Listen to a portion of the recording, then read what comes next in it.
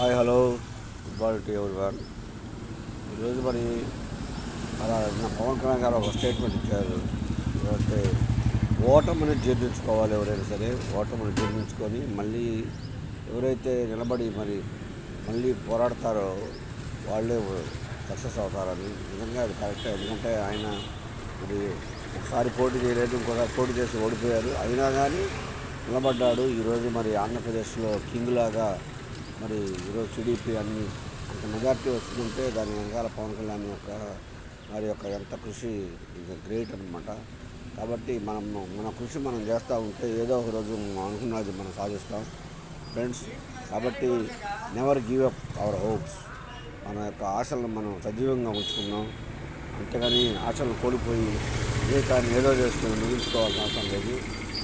పోరాడితే మనం ఎంతో